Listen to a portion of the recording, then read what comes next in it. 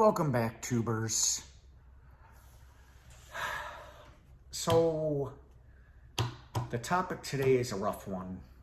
It's why do collectors collect? And this is, for any collector, this is a very hard question to answer because, the fact of the matter is we collect a lot of different things. Personally, everything I collect has some meaning behind it, whether it's value or just sentiment. And sometimes sometimes it's just for the love of completing something.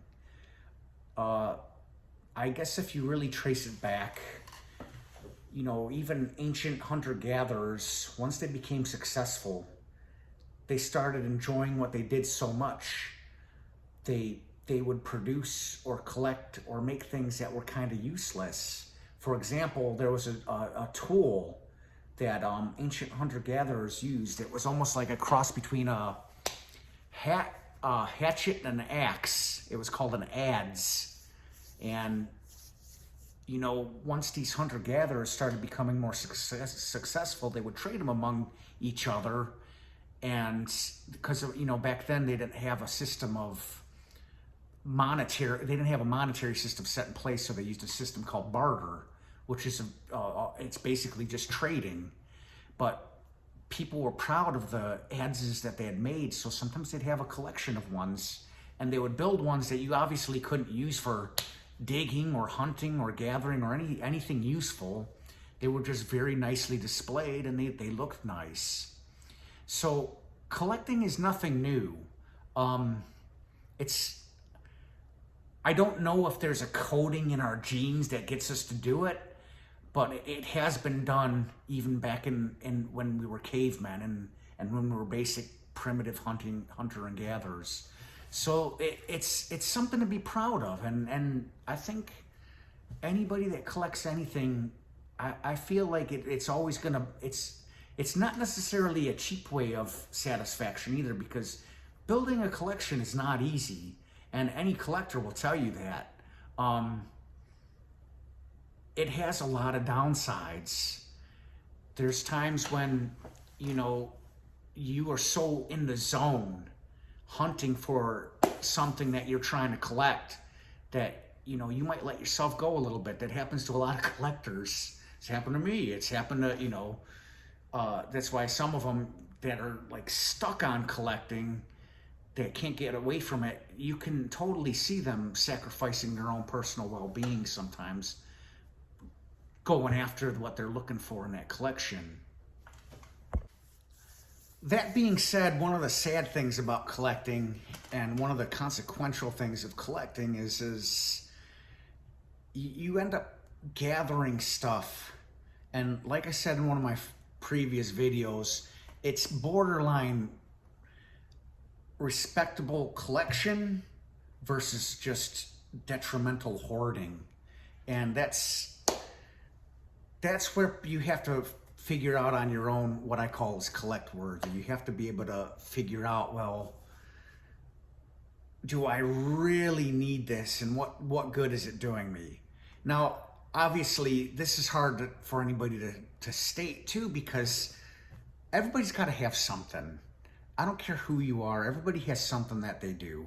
Nobody can just be this perfect person who doesn't do anything but what helps them to obtain a high status or whatever they're looking for.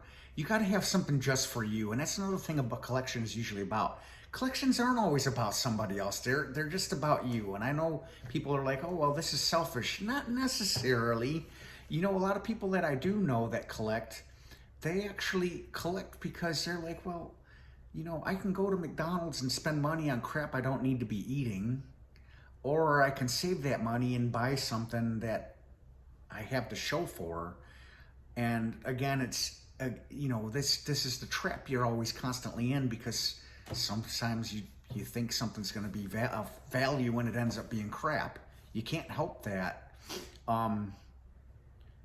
If you're a Star Wars collector, for example, and you bought a Darth Maul Star Wars Black Series, as an example.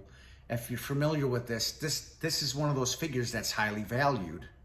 However, if you know, maybe you're just unlucky and your favorite character happened to be, I'm trying to think of one. Your favorite character happened to be the alien in one of the newer movies. Yeah, she's probably not worth too much money, and you might even have trouble trying to get rid of her in the first place. So, you know, that's not what you look at as a collector. The way you look at it, a collection, and anybody's collection, is what it means something to you. Maybe that character sucks. Maybe it's not worth anything for money, but you identify with that character. That's personal. It's like something you want to put on your wall because you believe in it. You want to make it a part of you, even though it's not, and it is. How do I talk about this without sounding like a serial killer?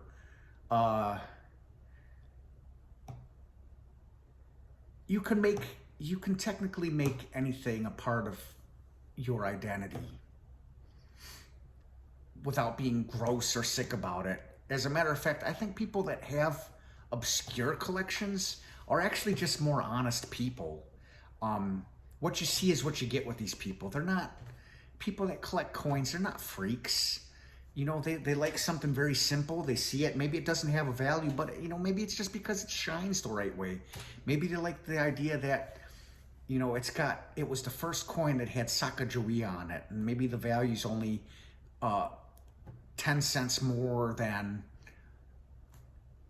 what an average dollar coin would be.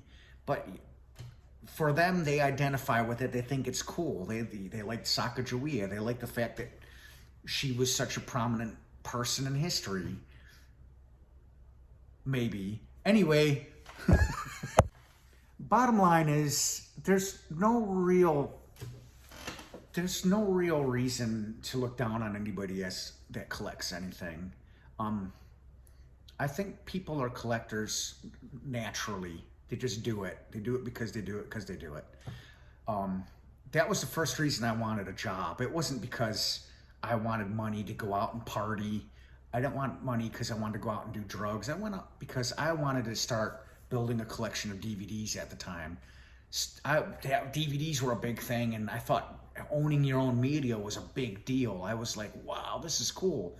I saw my grandfather doing it, my father doing it, and I wanted to jump in on it, and I wanted to have a collection of my own. That was one of my first major collections that I actually got a job for, because let's face it, you know, a kid might be able to afford to go out and buy a $2 G.I. Joe toy at that age, but not until you had a job where you're actually able to invest $15, $20 in a DVD. And again, people are like, well, a young kid shouldn't be putting his money into that. Well, you know what? The thing a collector does, and this is the beautiful thing about a true collector, he's able to make things happen to get what he wants. And I think this is why I said the statement earlier about, you know, you got to watch collectors too, because yeah, we have a tendency to, I think a collector makes a damn good serial killer, and they probably have the telltale signs of one, because we have the ability to make things happen to get what we want. But this is just a fact of life. I believe that if you really want something bad enough, you'll get it. But it's not just about wanting it. You have to think about it. You have to dream of it. You have to see it, and then eventually you'll be able to make it so. And that is something that everybody has the ability to do. And a dishonest person will have a dishonest collection. I knew a guy once who was very dishonest. I'm not going to mention names. I'm not going to, you know, I don't think he's going to be in a lineup right now, but when we were kids, he had a collection of his own, and it was of neighborhood signs. He literally if you went in his room, he had a neighborhood watch sign, and I don't know how far he ever got with it, but his plan was to go into every neighborhood that he walked through, and if he saw that sign, he would return there late at night, and he would try to come up with a way to steal it. And then his little post said, the whole neighborhood watched me take the sign from this neighborhood. So, yeah, so I mean, I think everybody collects something. They just aren't aware of it. They're stuck in their own identity and their own rejections too. People want to reject people that collect other things than them. There's car guys.